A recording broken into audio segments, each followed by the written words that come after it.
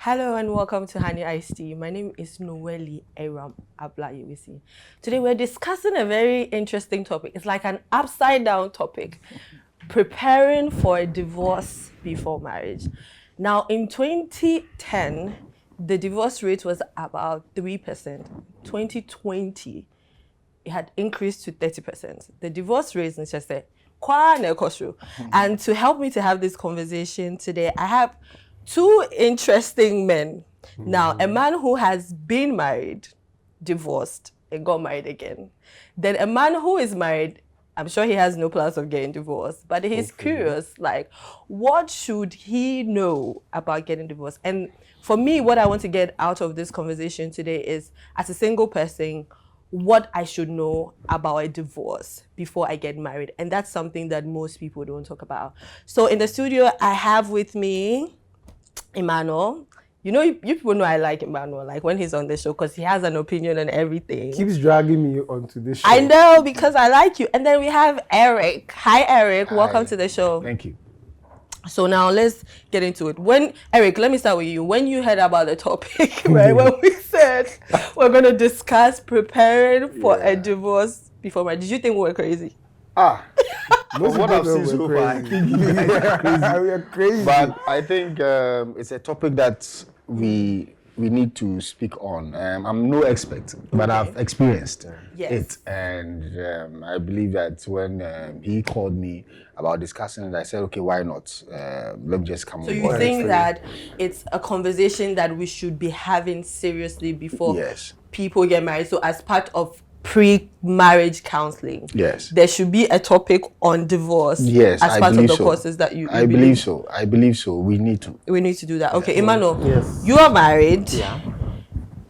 Did you talk about divorce before you got married? No, actually, so I've been married for 4 years. Okay. That conversation hasn't come up.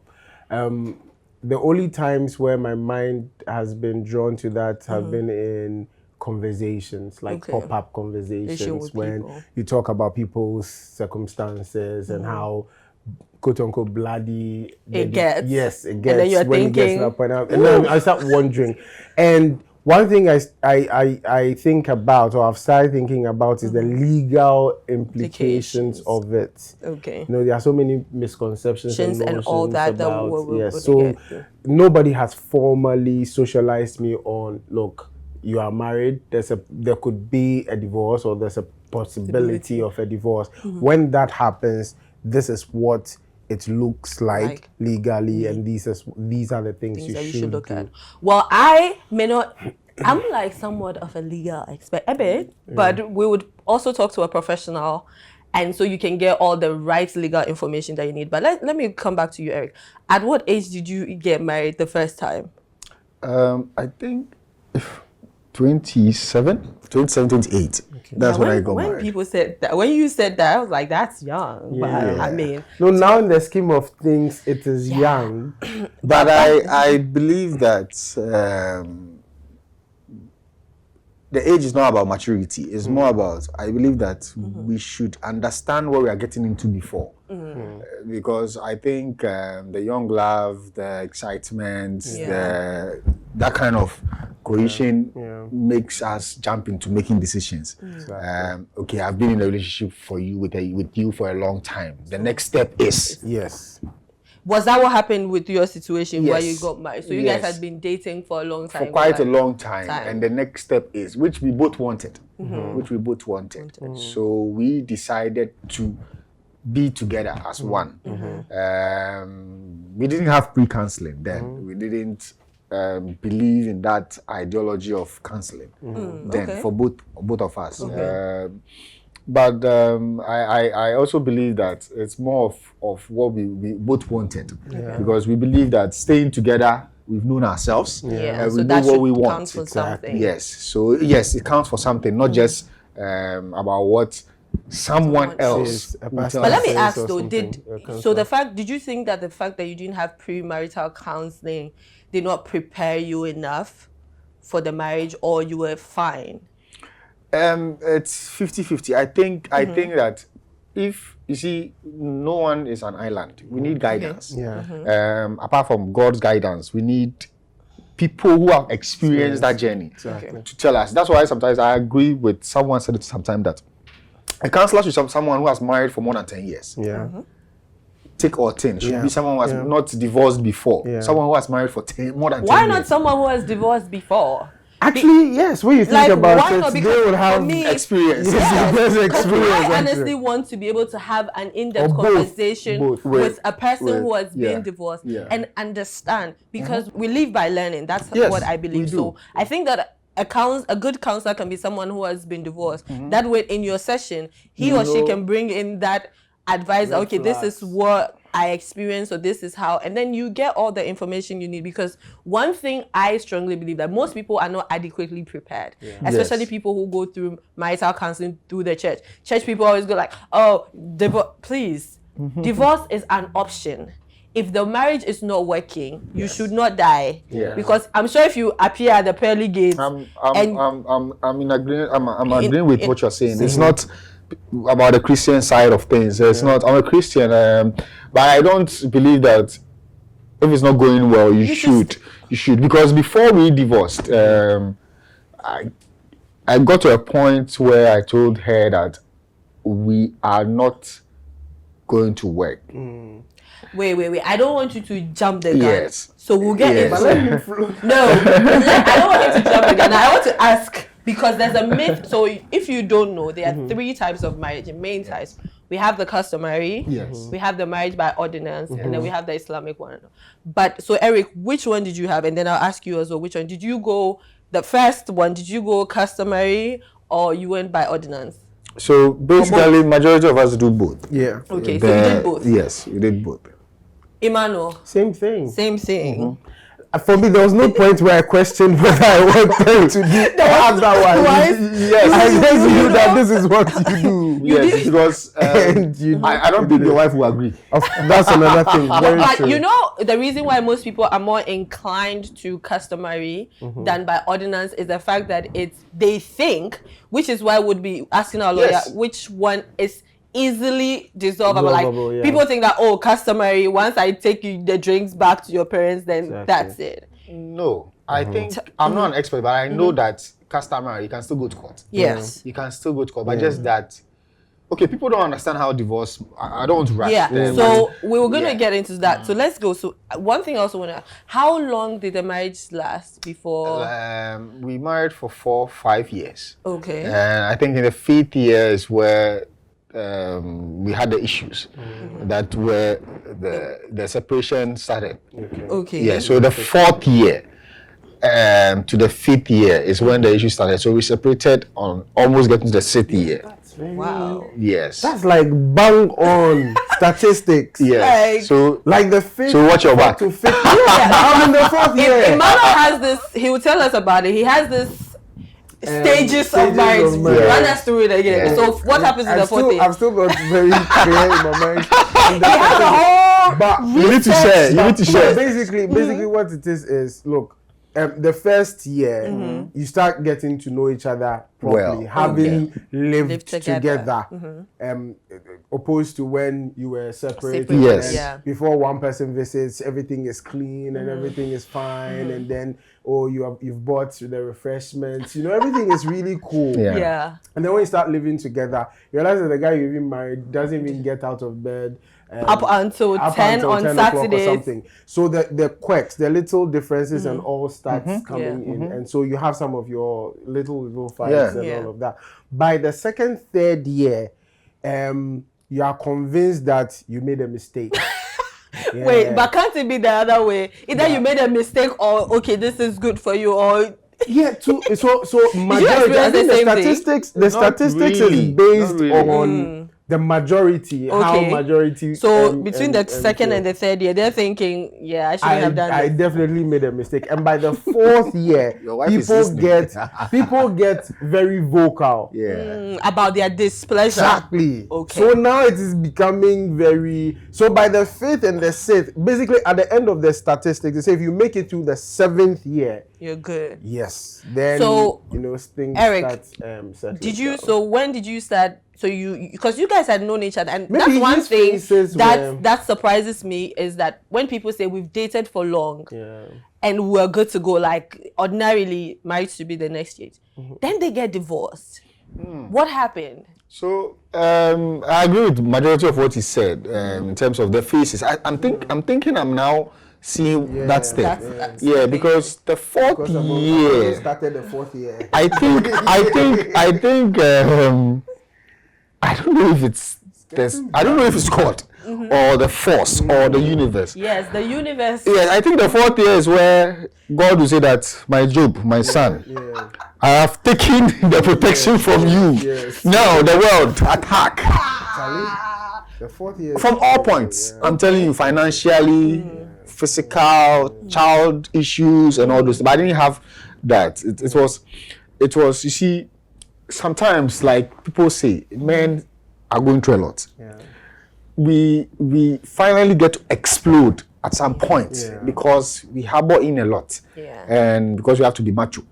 Yeah. I don't believe in that, Yeah. but that's a discussion for another day. Yeah, it's true. We have to be macho. I agree with you. So we harbor in a lot. So that's where the 4th year, getting to the faith, it happened.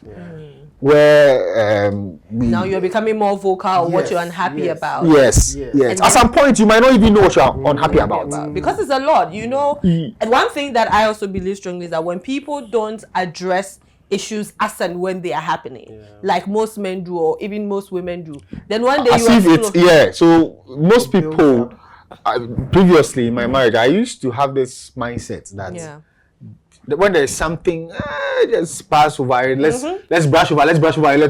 Move on. Yes, Speaking and my move language. on. Yeah. And you see, God factor is very important. I've changed a lot, and I believe that in my first marriage, we're not taking God seriously. Okay. So a lot of things we were brushing off over it. When we're supposed to pray together, yes, you could fight, but later hold yourselves together and pray. We were not. So we're allowing that to separate, because separate. when the fights go untalked about, people harbor Resentment. yes, and the resentment. families, mostly the woman's mother, your wife's mother, who always defend their daughter, daughter, which is not an issue, but the issue is that most times when your wife calls their mother and they make a complaint, what I am expecting is for the wife's mother, your mother-in-law, to call you and hear your side of the story. not here. They could call you and say, how is everything? That's a very powerful question. How is everything? Simple As a question, smart but man, you know that something has happened. Then you call for her to come over. She will see everything herself. But in our world, when the wife calls the mother, you are dead. Yes, because she will take side. Yeah. But okay, I think sometimes it's an undertone of emotions and perhaps Yes. things that the woman herself has experienced in her marriage. Yes. That she's hoping that her daughter, yes. fear. It's fear. It's that fear, and it takes a very wise, quote unquote, mother-in-law to say that her interest is the marriage, not necessarily her daughter. Once her interest is the marriage working, So, she can take an objective stand being for able the to interest of her separate, daughter. Exactly. being able to separate that. know. But I also think that men and women in the discourse of marriage or relationship, it's very important to be able to address issues ourselves instead of before we go outside. My dear, yes. It's key, because for me, conflict resolution is very important to me. If you and I cannot resolve our conflict, then why are we even together? Yes, we should. Like, if you go and summon me, why is your family house a police station? What? So you see this thing you just said. That's where most couples have. Yes. When they call the family, and so the moment when there's an issue and your wife picks a phone and calls the mother, the issue is sport. Like, The issue is sport, because there will be emotions. Your mother will protect you, they'll tell your brother, they'll tell your uncles, and everybody will be protecting you. If you don't take care, if you have those brothers that will come to your house, they'll come and beat you well. And it has happened with Ghana several times before. And for me, I always think that people also forget that the reason why all the other family members came together is us. Without them, we decided that we're going to be together. I used to date someone who always like wanted to be cool with my family, and I told him, if me and you are not good, forget my family, because they will marry you and we are going to be under the same wanted to roof. break the ice. So that rules of trying to be like over friendly with my family and insisting that I be cool with his mom, I'm not going to do that, because at the end of the day, you and I are going to. So I think that couples need to work on handling their own issues before they involve other parties, because I agree. It's gone outside. Now your business is outside. Everything. And so the next time people see you're like, these people, I thought they were fighting. And those things also contribute to the issues. Now, there's this myth that whoever files for the divorce is like there's an advantage or a disadvantage to who filed. Did you file your ex? So when I asked for the divorce, so this was in the, so you said, so 4th year. Yes. Then the issue so the issue started. So I am a bit temperamental. So when the issue started, I had lost my job then, so I was a bit cool about a lot of things. So I asked that we analyze the issue. So when I asked about the divorce, I asked, let's analyze the issue and the way forward. We have a child, so the rent is going to end. So what our advice is that we shouldn't separate now. Let's wait for the rent, get into the rent to end. If we can't resolve our issues, then I will find a place for you to go with the child. For the meantime, then we do the needed stuff. So yes, she had to leave. She left finally. Went to stay somewhere, blah blah blah and stuff. But I was not filing. I was not filing because I was trying to remove anger. From the whole so that I make an informed decision. I don't want to make anger part. But as women always do, they will blackmail you with your child. Access to the child. Oh, okay. Yes. Wait, so are you trying to, so the access to the child, as in you wouldn't see him or her so that if you don't file? No. So access to the child, so that as a man, what do you really do? You want to have your child with you. You know. Yes, I want you to. Yes. Obviously, you can't have at a younger age. No legal institution will say that you should. Yes. So that happened, and I said no problem. I'm going to give myself another year to see what happens. So I didn't file. I spoke to a good paralegal. She spoke to me. She's also in a separation sort of. So I spoke to me and we spoke. Okay, I said okay. Can I represent myself? She said, oh, it's not a big deal. I can represent myself. So I didn't file. We were talking. It got heated and all those things and stuff. I got to see my child and I said, okay, now I'm okay. I'm going to give myself some time again. Okay, then she brought the rift, the rift, and I said, okay, no problem. She didn't state anything complicated. It was the same thing. No, she wanted what? So wait, you know that there are 4 grounds. Yes. Sort of. Yes. So in that instance, we've already separated for 1 year. So the 1 year rule has been done. So you had another 1 year because it's supposed to be 2 years. It depends. So it depends. So it depends. It depends. So funny enough for us, it was, I think we were separated for 1 year maximum. But all those periods after the 1 year was going, it was also counted. So 1 year, 2 months going. So so there are conditions. Let me tell you, those conditions is for a man who has gone to do all those things and stuff. Our issues was not about that. It was about not being able to support me when I was down. I felt that if at our 4th year, my wife cannot sacrifice certain things that I need to get back on my feet, there's no need being with my wife. Good. Yes. So that was where you were coming from. That's where I was coming from. So that's why I said I was trying to remove the anger. So after I solved my anger issue and I realized that I don't need to go to court with anger. Otherwise, we'll go back and forth in the court case. So one thing people don't realize is at the beginning of a marriage and at the end of the marriage, there are a lot of emotions at play. There are a lot of emotions at play. You can't wait to be with this person. And at the end, like, I hate this person. So I did that. And we were able to solve our case in the shortest possible time, where we had an understanding that we have a child. I'll do this, she'll do that. I'll sort her out with a certain amount of money. The court asked that Does she want me to bring the money to the court? She said, oh no, she doesn't want that. Whenever I want to pay. So there was some sort of. So that's why I was telling you that yes, we calmed down, and we because the court case itself took less than 3 months. If I tell everybody this, they are shocked. Yeah. Because another thing that people also believe is that, so we started from the who files. Yes. So what I want to get is, it doesn't matter who files. There was an understanding.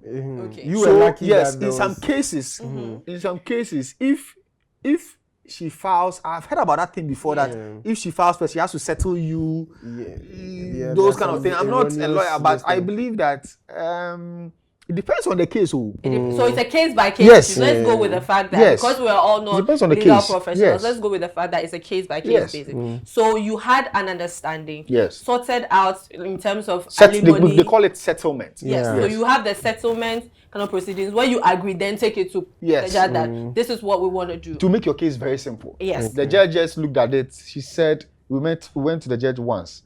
She called my name. I said, I'm representing myself. Oh, she said, oh, Mr. Annor, okay. No problem. Don't worry. I'll teach you the process. And this is something I need to commend the judiciary. The divorce court in Ghana are the most friendliest court you can ever think about. I've been in there. Nobody should be frightened. Yes, you need a lawyer, but if you feel you can read and write, defend yourself. Honestly speaking, she called me. She spoke. She said all she needs is my lady. If I agree to something, my lady. So it got to some point she wanted to adjourn the case, and I said, "Oh, my lady, this case is simple. Oh." Everybody started laughing. I was saying, "Oh, they don't do it like that. You don't worry. We'll adjourn and you come back later." You know. So we went 3 times, and the 3rd time, her lawyer called me. And prayer too is very good. So the lawyer insisted that her response that she wrote, she has to send it to me. Because the judge said that she has to send it to me for me to see and respond before we come. Okay. Some women or some men will hide it from you. When you get there, then surprises start coming. And that's where some judges don't have patience. Yes. They'll rule the case immediately. And if you don't have a good lawyer at that time, you'll be in serious trouble. And that's the thing. So with one thing that people, with my experience having interned with a lot of firms, I'm still in the training process. So there's the person that files. Yes. Then it comes to you. Yes. Then you respond. Yes. And so it has to go back and forth. So whatever you want to also see it. Yes. So she also responds. So it has to go back and forth. And like you said, when you go to a judge and you realize that somebody is trying to be sneaky. Yes. Sneaky. What kind of judge, because judges hate surprises in their court. Yes. Like, and then because my lawyer will say, how do we not know this? Then he's like, why am I sitting here when you haven't? Those are the things that drag the case. But when you are able to have an understanding that this is what we want to do, this is, like you said, we want this, and you went through the separation process of, I want this amount, I have the kid for this day, you pick him on the weekend, we agree to it, we present it. So for people who have that notion that, oh, I'm still in this marriage because the case will drag, come to a place devoid of emotion with your partner. You are matured adults. Talk about it. You both don't want this marriage anyway, so come up with an agreement. Talk to your lawyers, present it to a judge, and you're free of it. Emmanuel, you've heard a bit of things, right? How is that making you feel? One, I wish I never get there. This is the first thing.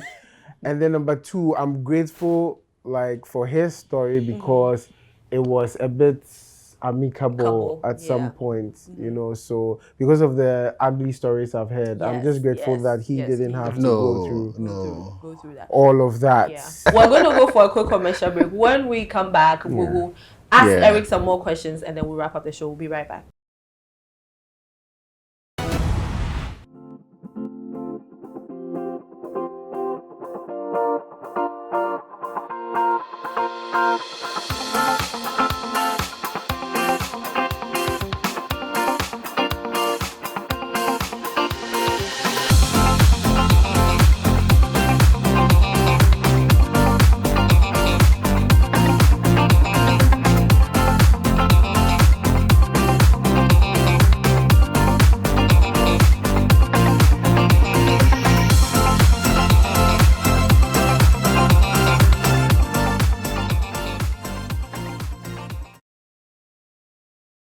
Welcome back to Honey IC, and we're talking about preparing for a divorce before marriage. I know it sounds weird, but this conversation that we're having is revolutionary because you're going to get information that you need to be proactive. And if you're already in the situation, we've talked about so many things that has demystified certain myths. You can get a divorce amicably if you can just make time to sit with your partner and iron out all the things that you need. Now, Eric, we were talking about your situation and the proceedings and how it went. What's really surprised you about the proceedings?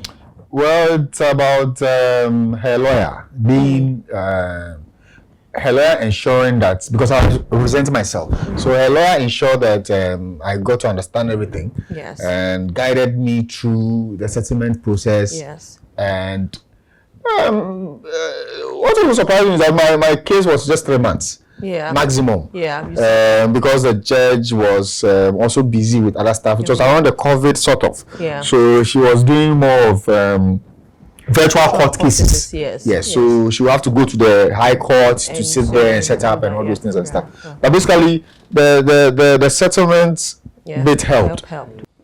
I know it was short. You said it took a toll on you. I'm sure emotionally. Financially, how was it? Did it cost or? No, because I settled, I represented myself. It didn't cost. Well, so you didn't have to pay. There's time. Yeah. So I didn't pay. I am sure the lawyer will be a good friend of someone who recommended for her. I'm sure she didn't pay because in the document it stated that no charges. I'll not be paying for the legal fees and all those things. Okay. You know, so about the rest of the things about taking care of my daughter, her feeding, it's not an issue because it's something that I always want to do and make sure I do it well. Because I don't want to be those fathers that at the end of the day will not take care of our children and it will affect that. That's fundamental aspect is something I didn't even make. So the judge even asked me, "Oh, sir, Abi, you are taking care of your child, right?" And I said, "Oh, yes." So that's why we've added it into. You know, and she asked again, "Are we okay with the monthly allowance?" And I said, "Yes," because there's a nanny who help us. So these are the things that we're all agreed. Yeah, the alimony to. I proposed the alimony. Okay. Yes, and I told her based on circumstance of this, you have this asset for me already, so you don't necessarily need this now. So yeah. And the good thing too is that once you're dealing with someone who is not going to contest the agreements that you have, you're good to go. Yes. Yeah, but I want to ask you. So let's say the divorce went away. Is there a stigma? Is there a stigma associated with being divorced? Like, did people start looking at you yourself? Did you feel some type of way that I feel maybe I failed because this didn't work? Did you experience that? So not necessarily. This divorce is not just hers; it's also my fault. 2 people came together to become one. It's always in the Bible. But for me, I like to be open about my life on every platform that I get. I officially announced that I'm no more with her. I divorced. So, and then getting to the end of the year, I think last year or years back or so, I did that so that I don't have any stigma, but I just wanted to make sure that people know. I don't like that mindset that people ask you, is this your new wife? Is this your old wife? Like what? Wait, now another thing is that you are remarried. Yes. How long after your divorce did you get married? I think 2 years. Okay, that's 2 years. good. Yes. That's good. Yes. Before we wrap up, what would you have done differently? So what I'm doing differently is No, first, what would you have done different? Because you said you dated for long, right? How did you miss? Do you think that you should have lived with each other before you officially got married, like a cohabitation situation? Honestly speaking, I believe that my first marriage was destined to happen. Okay. Yes, I believe that because we knew each other for quite a long time. I think 17 years. Oh, wow. Yes. Y'all was married. Yes, we were just married. I also believe that it was destined for my child to be born. From that marriage. Yes, there are a lot of things that must happen for certain things to happen. I Yes. absolutely believe And that as well. for greatness to happen in everybody's life, we must pass through certain things. Yes. I am destined for greatness, and I believe that I was needed to pass through that process to have this current experience to be. So that's why I said earlier that I needed to take out my anger.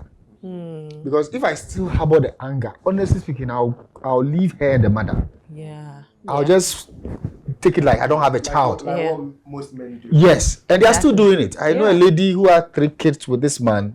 He's remarried. Children to Nothing. punish, to- The emotional volatility Yes. that I was talking about, because And before the counselors need to help, you see, Yeah. and the government, not the government, NGO sort of need to set up facilities where, not facilities, like people you can talk to. If I come on, let's say Abna Agbo says she's mentally unstable, people start laughing at her.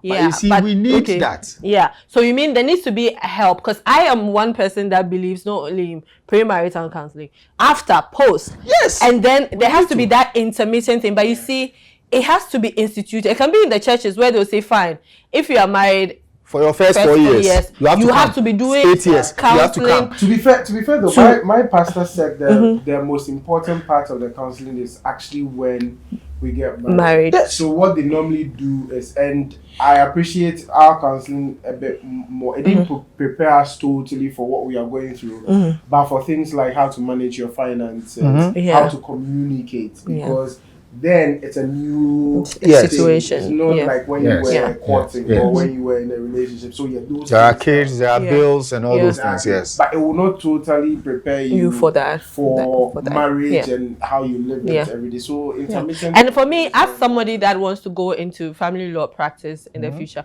one of the things that is important to me, even with divorces, is to have both pre and post. Because some people, they don't handle it very well. And there's the need for you to be in therapy for your kids on how to cope. So before you break the news, there needs to be a structure on how you do it. After, how you should cope, how you should adequately be able to co-parent your child or your children. Those are key. But like you said, we don't live in a society here that We don't. that people are more thinking about what can I get out of this and then keep it moving. So Eric, before you got married, if someone had said that, if someone had brought the legal aspects of marriage to you, saying that what you're about to sign is give or take a contract, and that these are the terms of you breaking it, and this is how it's going to be, would you have listened to them at all? Would you have entertained the idea that? As in a contract, like what will be in the contract? No, like, you know, there are some things like prenuptial agreements. So And things like this, that. Would you have? Prenup was just designed for property's sake, sort of. People felt that I have made it before I marry you, so you know. Either that or I'm going to come into maybe like in 5 years, my trust fund is going to be activated. Yes, so But it has nothing to do with you. Yes. And I don't want you to get access to my trust fund. So sign here. That's like saying that you let's make a baby, but you're not my husband. Like you're not the father. That is not a bad idea, but we will not get into that. Yeah. But you see, it will be difficult. I don't believe that. You see, I don't believe that people should sign a certain sort of a contract for marriage. See, that thing itself, it's love beyond sex. That marriage, it's love beyond sex. You and when you get in, or if you have been in before, you understand that there are some times your wife will be naked, you won't feel anything. Your husband will be naked, you won't feel anything. You'll be just sitting there in the hall, just sitting there, or just watching the TV. Who is this person passing by this place? My dear friend, who is this person? There's an intruder in the house. You know, you get to that stage, you guys will just have that feeling like you guys are just there. And the key is the commitment and the resolve. But you still get up, go and bath, go to church, go here, do this together, get this done. Yeah. You understand? So when the contract starts coming in, a lot of things will change. Yeah. A lot of things will change. One of the things that I like about the Amazon boss, Jeff Bezos, he started a lot of things with a wife, and they had a settlement agreement. They agreed. That's why it was short. They agreed, and you think if they signed that kind of contract, Lord, his company will collapse. So all I'm saying is that prenuptial agreements have their pros and cons. Yes, Before they you do. get married, They do. talk to a professional. Yes. have this conversation with your partner. The two of you must know what you're signing up for. Thank you, Eric, for coming on the show and sharing your story with us. Emmanuel, thank you for doing the listening today. I hope you picked up some things, and we know you are not getting divorced anytime soon. Never. I just think it's just something everybody should know. Yes. I also think that perhaps the divorce gets more difficult because of things that you did in the marriage. Yeah. So, for example, if you are abusive, No, don't be abusive. As for that one, Yeah. the court will deal with you. Yeah, exactly. So it's important for you to know so you can guard yourself. Yes, the court will deal with you. And guard yourself and always make sure that you take your partner into consideration, because at the end of the day, you chose to marry this person. Yes. So whatever it is, talk through it and be fair to each other. So until we come your way, same time next week, this has been Honey IC. A big thank you to my crew. Thank you so much, and bye for now.